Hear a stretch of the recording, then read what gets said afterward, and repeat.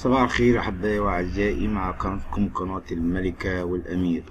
ما زال التعصب الأعمى موجود بداخل مصر من فئات ضالة. ما زالت هناك أمور غريبة يستغيث منها الأشخاص وتستغيث منها النساء والفتيات. اليوم معنا مقالتين، وهو قتل إسحاق داوود يس على كورنيش النيل. ماذا حدث؟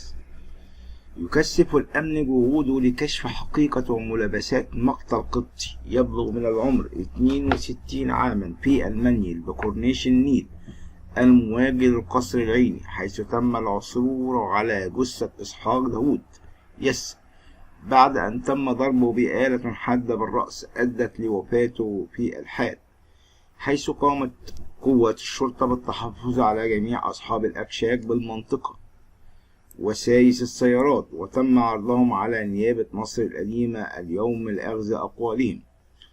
الواقعة بحسب رواية ملاك غالي وهو شقيق زوجة الضحية أن الضحية إسحاق داوود يس 62 عام كان يعمل مدير لجراج الهيئة العامة للنقل بمنطقة السواح، وهو يعيش في منطقة المتنزه بشبرا مصر، واعتاد منذ 20 عاما أن يأتي بسيارته إلى كورنيش النيل أو كورنيش المنيل بجوار كلية الصيدلة، وهي منطقة هادئة، ليجلس فترات وتارة أخرى يمارس هواية صيد السمك، وأحيانا يأتي مع أسرته.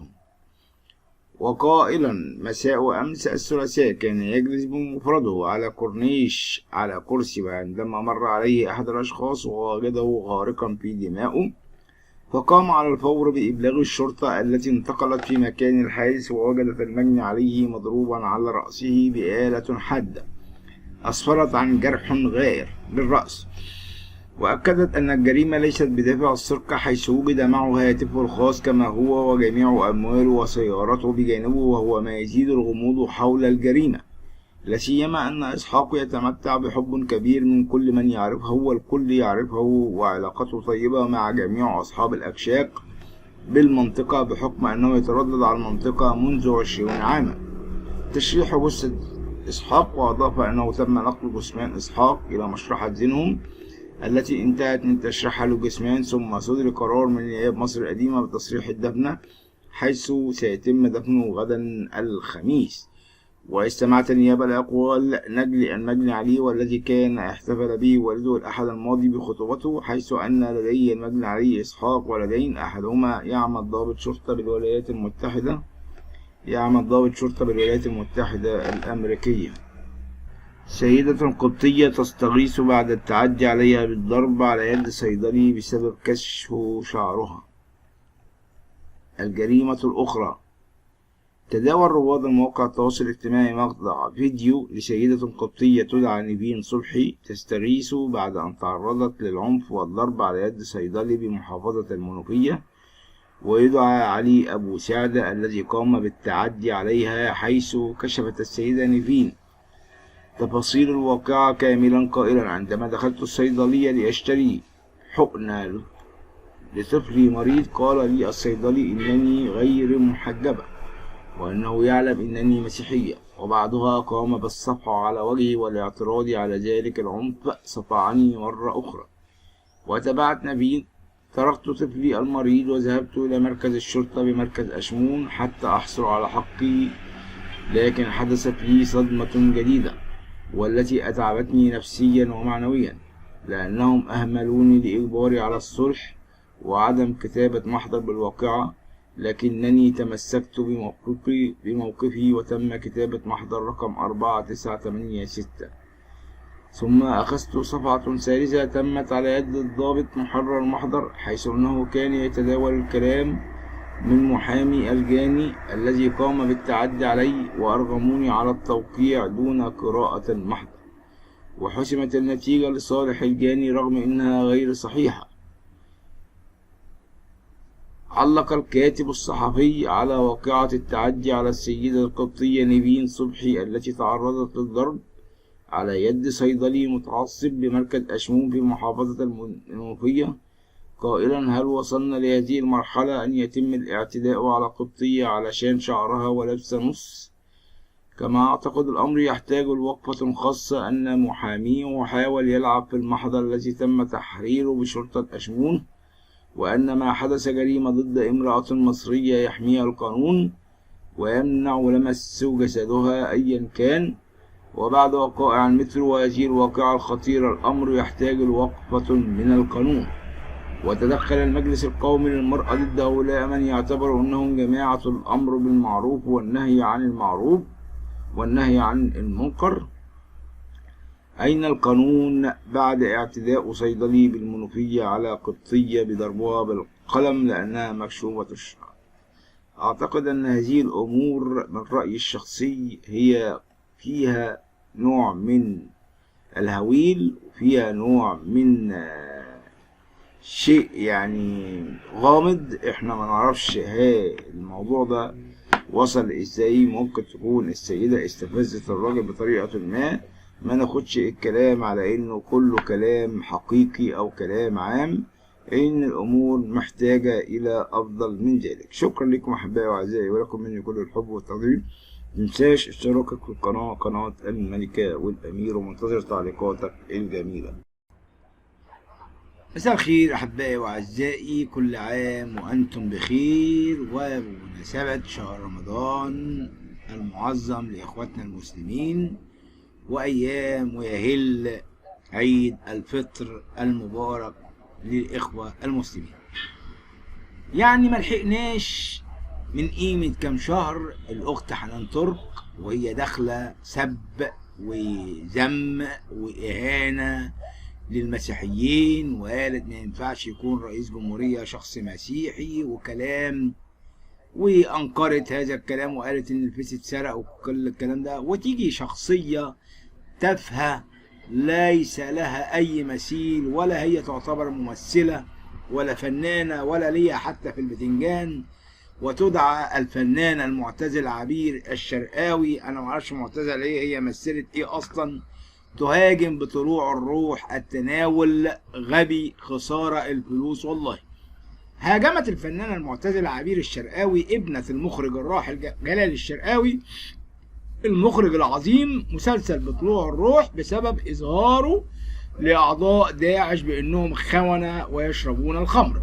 وبتقول عبير الشرقاوي في منشور عبر حسابها الرسمي على مواقع التواصل الاجتماعي فيسبوك إني أسرة مسلسل الهبل بطلوع الروح التناول غبي، مش معقولة تطلع الناس بتوع داعش خاينين وبيرتشوا وبيشربوا خمرة. دول ناس بيعتبروا نفسهم مجاهدين في سبيل الله ومستعدين للموت في أي لحظة حسب قولها. وبتقول إحنا عارفين إنهم جايز يكونوا على باطل بس هم مش عارفين، هم بيعتبروا نفسهم المسلم الحق، واي حد جنبهم مسلم ناقص، فمش معقوله نطلعهم بيشربوا خمره. ايه الهبل ده بقى؟ معقوله البطل اللي يعتبر نفسه مجاهد عنده غزوه تاني يوم وممكن يتقتل وهو عارف كده يروح يجيب خمره ويشرب هو ومراته؟ ارحمونا يا هبل، خساره الفلوس والله ما حد هبل غيرك يا إنسانة يا مختل عقليا.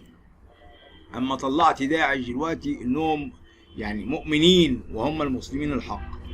عبير الشرقاوي توضح سبب انتقادها لمسلسل بطلوع الروح من المصري اليوم. بتقول قامت الفنانة المعتزلة عبير الشرقاوي ابنة المخرج بتقول في الساعات الماضية ونشرت بتقول ليه اللي مش ما فهمش كلامي او مش عايز يفهمه علشان يرقص شويه في الترند، وده طبيعي سفاله منك.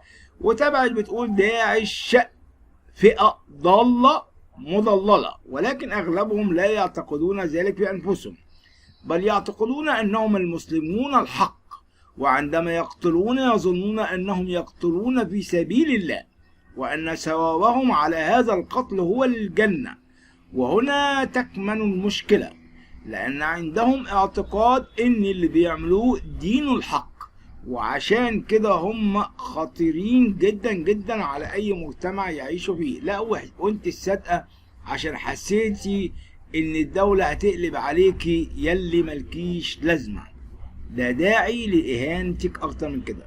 وقام عبير الشرقاوي بانتقاد طاقم عمل مسلسل بطلوع الروح في الساعات الماضية بسبب مشاهد وأحداث المسلسل للجماعة الإرهابية داعش، وكتبت منشوره خلال حسابها الرسمي على الفيسبوك: أسرة مسلسل الهبل بطلوع الروح، التناول غبي، مش معقول نطلع الناس بتوع داعش خاينين وبيرتشوا وبيشربوا خمر. دول ناس بيعتبروا نفسهم مجاهدين في سبيل الله ومستعدين للموت في اي لحظة. احنا عارفين انهم على باطل بس هم مش عارفين، هم بيعتبروا نفسهم المسلمين الحق، واي احد جانبهم مسلم ناقص، فمش معقولة نطلعهم بيشربوا خمرة.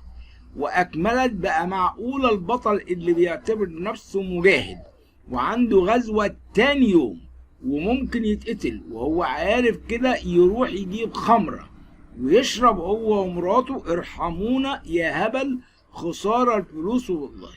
ومسلسل بطلوع الروح بطولة إلهام شاهين، منة شلبي، أحمد السعدني، ويعرض على شاشات التلفزيون يوميا بداية من النصف الثاني في رمضان.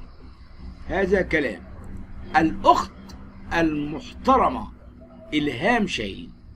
هاجمت الفنانة المعتزلة عبير الشرقاوي مسلسل بطلوع الروح، وردت إلهام شاهين على تصريحات عبير الشرقاوي في تصريح خاص لموقع تحيا بس، قائلة: احنا عاملين المسلسل مخصوص للعقول اللي زي دي، اللي فاهمين ان داعش يعني الاسلام، فمقصودة انهم يفهموا من خلال المسلسل ان داعش ليس هو الاسلام الحقيقي، بدليل انهم عندهم خيانة وتحرش، يتميزوا بالعنف وكل تفكيرهم بالجنس ويشربوا خمر.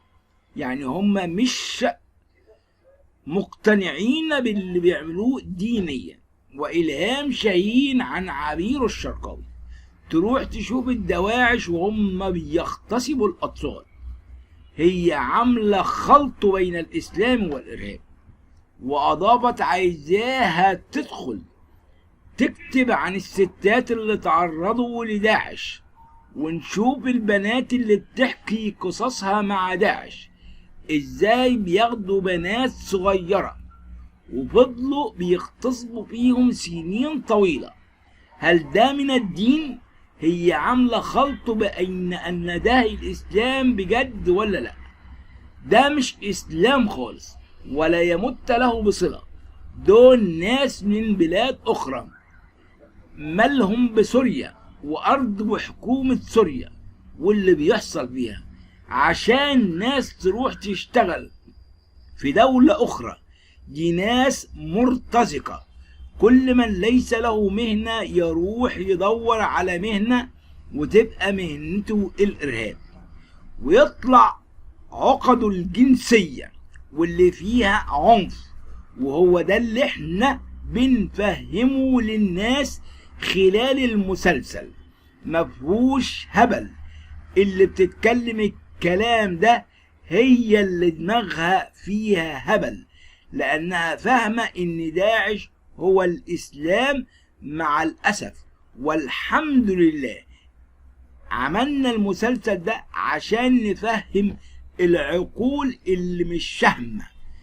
هجوم عبير الشرقاوي على المسلسل هذا، وقد كانت قد كتبت عبير الشرقاوي كما قلنا من قبل ان الكلام ده هبل، لكن احنا ليس لنا الحق ان ندين احد، ولكن من حقكم انتم ايها المشتركين ان تقولوا ما ترونه من الصح والخطأ. هل عبير الشرقاوي كلامها صحيح 100% ام إلهام شاهين ام الاعلام المصري؟ نحن في انتظار تعليقاتكم مع قناتكم قناة الملكة والأمير، ولكم مني كل الحب والتقدير. وأعني إخوتنا المسلمين المحترمين ونهنئهم بعيد الفطر المبارك بالنسبة للإخوة المسلمين، وهو خلال أيام وتعيش مصر كلها في أعياد مستمرة بأمر الله. إنه كان عيد القيامة المجيد ويليه عيد الفطر المجيد.